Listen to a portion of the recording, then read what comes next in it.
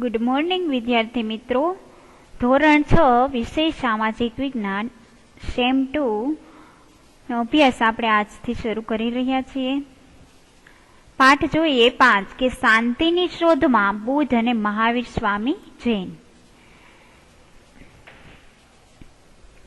ઈસવીસન પૂર્વે 6ઠી સદીમાં ભારતમાં સામાજિક અને ધાર્મિક સુધારણા ક્ષેત્રે મહત્વપૂર્ણ કાર્યો થયા હતા. કે ધાર્મિક અને સમાજ ક્ષેત્રે ધર્મની બાબતમાં જે સુધારણાના કાર્યો થયા હતા તે બાબતે કે ઈસવીસન પૂર્વેની 6ઠી સદીમાં સામાજિક અને ધાર્મિક ક્ષેત્રે જે પ્રવેશેલા કુરિવાજો હતા.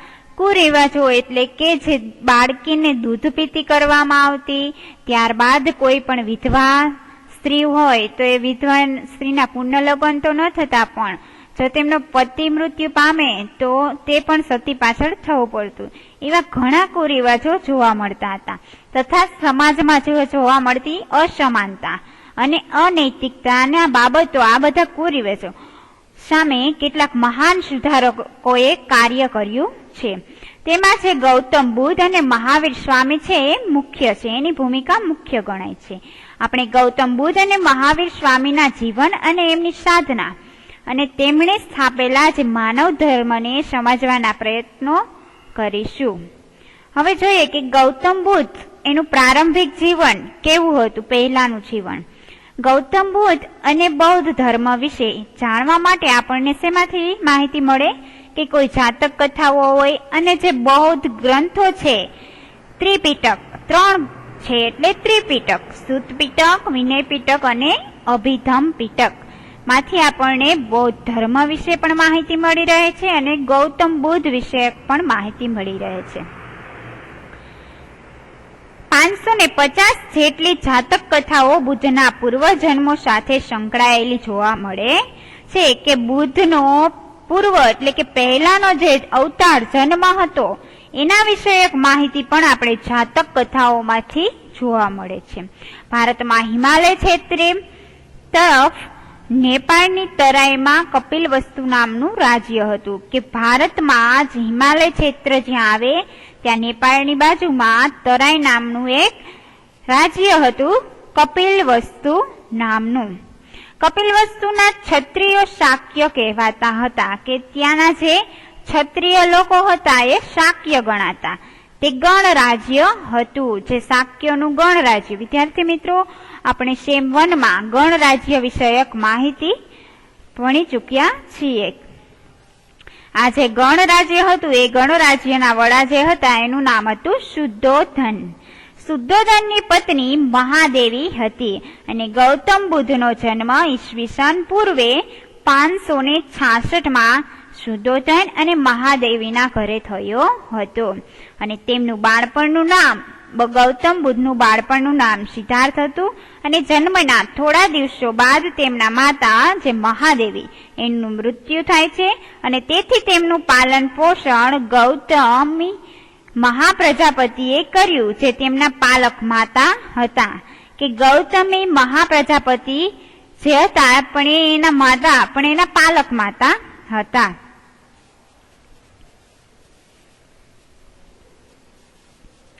નાનપણથી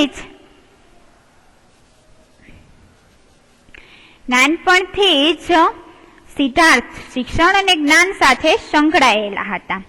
કપિલવસ્તુની બાજુમાં આલાર કલામ નામના એક સંતનો આશ્રમ આવેલો હતો અને આ આલાર કલામ તેમના શું હતા? ગુરુ હતા. કે આલાર કલામ એમના શું હતા? ગુરુ હતા.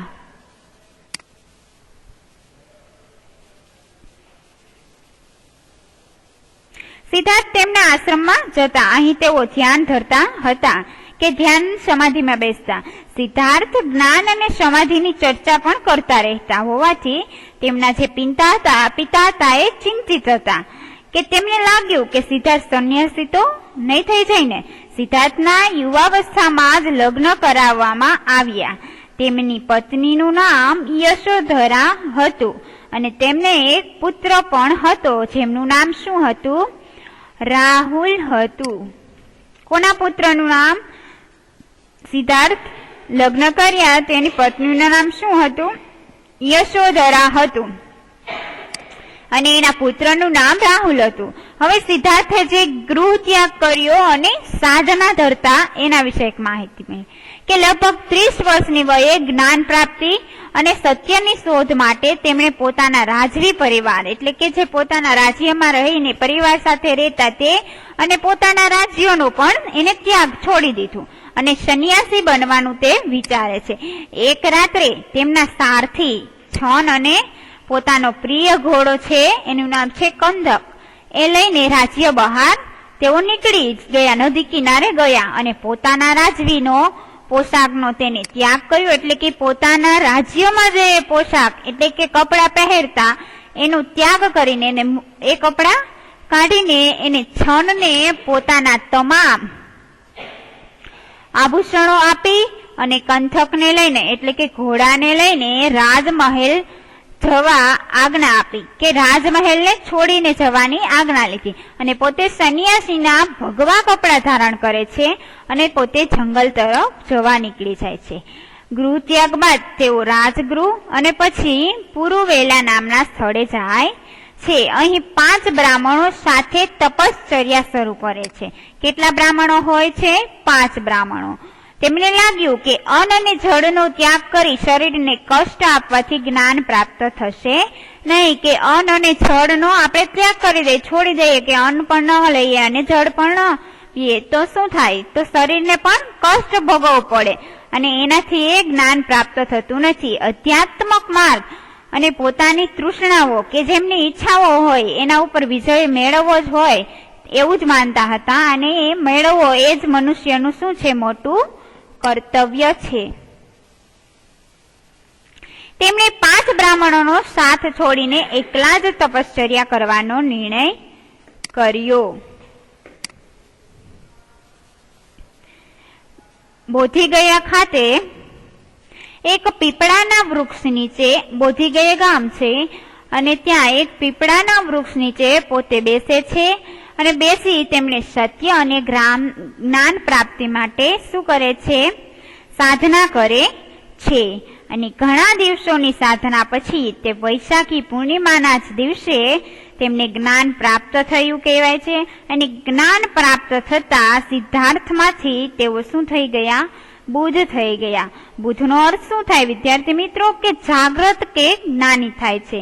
પાછળથી તેઓ ગૌતમ બુદ્ધ પણ કહેવાય છે. હવે ગૌતમ બુદ્ધનો જે ઉપદેશ હતો એ વિશે આપણે માહિતી મેળવીએ કે જ્ઞાન પ્રાપ્તિ બાદ બુદ્ધ ક્યાં જાય છે? સારનાથ જાય છે, જ્યાં તેમને તેમના જૂના બ્રાહ્મણ મિત્રો મળે છે. સૌ પ્રથમ વખત તેમણે આ 5 બ્રાહ્મણ મિત્રોને સારનાથ ખાતે ઉપદેશ આપે છે. બુદ્ધના આ પ્રથમ ઉપદેશને શું કહે છે? બુદ્ધ ધર્મચક્ર પ્રવર્તન કહે છે. બુદ્ધે સંસારના દુઃખોમાંથી મુક્તિ મેળવવા બહુ જ સરળ અને સાદો ઉપદેશ આપ્યો છે. તેમના મતે 4 શું છે? આર્ય સત્ય છે. પહેલું છે સંસાર દુઃખમય છે અને બીજું છે દુઃખનું કારણ શું છે? વ્યક્તિની તૃષ્ણા એટલે કે વ્યક્તિમાં રહેલી જે ઈચ્છા છે એના દુઃખનું કારણ છે. ત્રીજું છે કે દુઃખનો નાશ તૃષ્ણાનો ત્યાગ છે, કે આપણે દુઃખને નાશ કરવો હોય તો આપણે શું કરવો પડે? ઈચ્છાઓનો પણ ત્યાગ કરવો પડે છે. ચોથું છે અષ્ટાંગિક માર્ગ અપનાવવાથી તૃષ્ણાનો ત્યાગ થાય છે. બુદ્ધે સમજાવેલા આ 4 આર્ય સત્ય બૌદ્ધ ધર્મના સિદ્ધાંત તરીકે જાણવામાં આવે છે, જેને આપણે શું કહીએ છીએ? સમ્યક દર્શન કહીએ છીએ. હવે આટલું જાણો કે સમ્યક દ્રષ્ટિ, સમ્યક સંકલ્પ, સમ્યક વાણી, સમ્યક કર્મ, સમ્યક આજીવિકા, સમ્યક વ્યાયામ, સમ્યક સ્મૃતિ, સમ્યક સમાધિ, સમ્યક સંસ્કૃત શબ્દ છે અને તેનો અર્થ શું થાય છે? સારી રીતે એવો થાય છે. જે સમ્યક શબ્દ છે એનો અર્થ ગુજરાતી સારી રીતે થાય છે અને સમ્યક શબ્દ એ સંસ્કૃત ભાષાનો શબ્દ છે. ત્યારબાદ બુદ્ધ અને એક મહાન સુધારક તરીકે, કે બુદ્ધ મહાન ધાર્મિક અને સામાજિક સુધારક ગણાતા હતા. ધર્મ અને સમાજમાં વ્યાપેલા જે દૂષણો કે જે કુરિવાજો હતા એને દૂર કરવા માટે તેમણે શું કર્યું? આજીવન એ ધર્મ બાબતે સુધારણા કરવા માટે આજીવન કાર્ય કર્યું. તેમના અનેક શિષ્યો પણ હતા. અનેક રાજાઓ અને રાજ્યો તેમના માનવ ધર્મથી પ્રોત્સાહિત ઉત્સાહ ધરાવતા હતા. તેમણે નીચે મુજબના સુધારક કાર્યો કર્યા છે. તો વિદ્યાર્થી મિત્રો, આપણે પેલું જોઈએ કે ઈશ્વર અને આત્માનો ઇનકાર. બુદ્ધે ઈશ્વર અને આત્માનો ઇનકાર કરી શેને મહત્વ આપ્યું છે? કે કર્મવાદને મહત્વ આપ્યું છે, કે વ્યક્તિએ કરેલા જે એના કર્મો છે એને મહત્વ પ્રાધાન્ય આપ્યું છે. તેમના મતે જો ઈશ્વર હોય તો દુઃખ સંભવે જ નહીં. કે બુદ્ધ કેવું માને છે કે ઈશ્વર હોય તો એ કઈ દુઃખ આપણે પડવા જ ન દે, દુઃખ આપણે સંભવી જ નહીં. અને આત્માના કલ્યાણમાં આપણે રત કે સમય પસાર કરીએ છીએ એના બદલે આપણે શું કરવું જોઈએ? કે વર્તમાન કાળમાં સદવિચારયુક્ત જીવન જીવવું જોઈએ, એવો ગૌતમ બુદ્ધનો સંદેશ છે. બીજું છે કે કર્મકાંડનો આપણે વિરોધ કરવો જોઈએ. હિન્દુ ધર્મમાં જે વ્યાપેલા કર્મકાંડ છે એનો વિરોધ કર્યો છે. કોને? ગૌતમ બુદ્ધે. તેમણે યજ્ઞમાં થતી જે પશુ હિંસા જોવા મળે છે કે પશુ હિંસાને અટકાવવા માટે આ વિરોધ કર્યો છે. અને તેમણે કહ્યું છે કે અહિંસા એ શું છે? સર્વોચ્ચ ગુણ છે. અને તમામ પ્રાણીઓ પ્રત્યે આપણે શું ધરાવવું જોઈએ? અહિંસાથી વર્તવું જોઈએ તેવું માનવું એ એક મોટું કર્તવ્ય ગણાય છે. ત્યારબાદ ઉચ્ચ નીચના ભેદભાવોનો પણ વિરોધ કર્યો કે આ સમયે હિન્દુ ધર્મ બ્રાહ્મણ, ક્ષત્રિય, વૈશ્ય અને શૂદ્ર એવા 4 વર્ણોમાં વહેંચાઈ ગયો હતો.